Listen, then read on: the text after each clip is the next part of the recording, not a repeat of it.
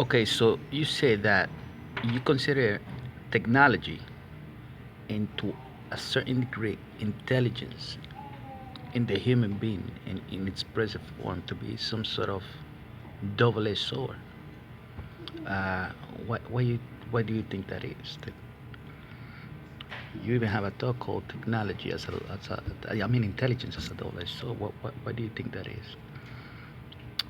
Well, this is the problem. You need to understand. It's like the vast majority of human beings live in a primitive state of mind, in a very low state of consciousness.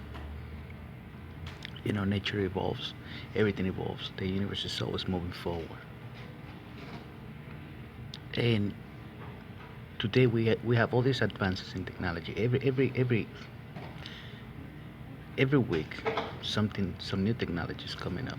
Something else is coming up. We're about to build quantum computers and all that. And you still have the vast majority of human beings in this primitive state of mind. The vast majority of people, if you ask the vast majority of people what is it that they want really, they're probably gonna say, I just need a job so that I can feed my family, save me some money, send my kids to school. They have a very passive view of life. They think things have always been this way, and that things will always be this way. That if I only elect the right congressperson, or the right senator, or if I elect the right person to office, they working hard to ensure that my life is gonna get better somehow, or my kids' lives are gonna get better in the future. Something, they really think that these politicians are working, 24/7 to ensure that they have a better life in the future. That's what people think. So this is a very passive way of thinking. I call it.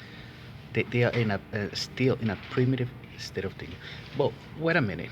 You have a very small group of people developing all these technologies and pushing, humanity technologically forward. Creating a divide between a very small group of people and the rest of humanity. We could see this with you know with income inequality. You got cell phones, you got computers. Now you worry about quantum computing. You have all these things, right, in society, and yet the vast majority of people don't even understand anything about computing. How could this be possible? How could we live in a technological society when the vast majority of human beings don't even know the principles of computing? So this very small group of people, these technocrats that are pushing humanity technologically forward and forward and forward at a at a very rapid pace. And then you got all these people who are using this technology not to enhance their intelligence and their understanding of the world, but just as a form of entertainment. Because they still remain in a in this primitive stupor. You know, they're still in a very primitive state of mind. So the gap is just gonna among the technologically savvy, those who have a higher level of understanding about the world and these technologies, and the rest of humanity who are just using these technologies just for entertainment, just for fun.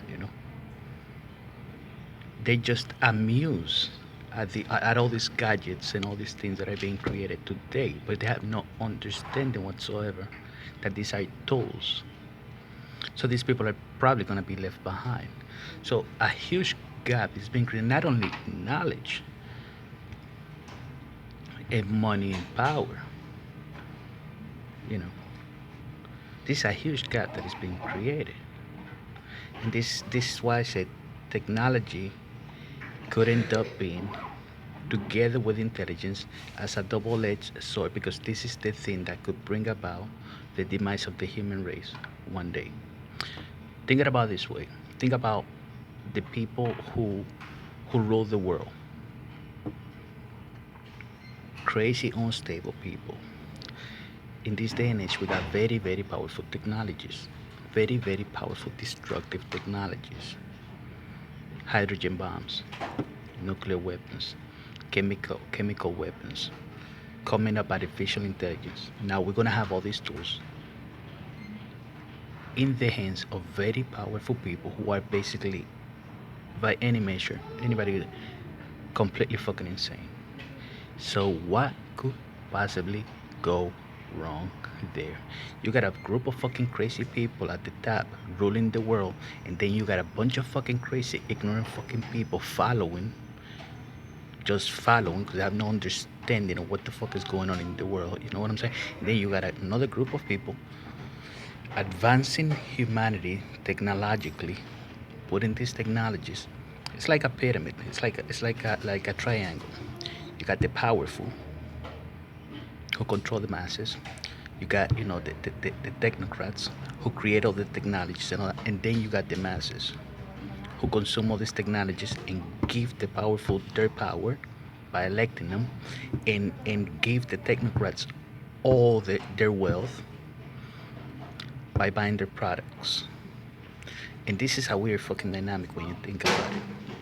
And this, in the end, just could end up in fucking disaster.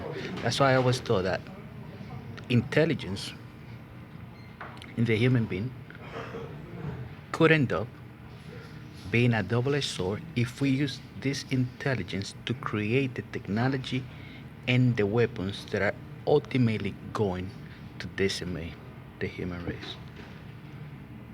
And that's my take on that. That's just for now.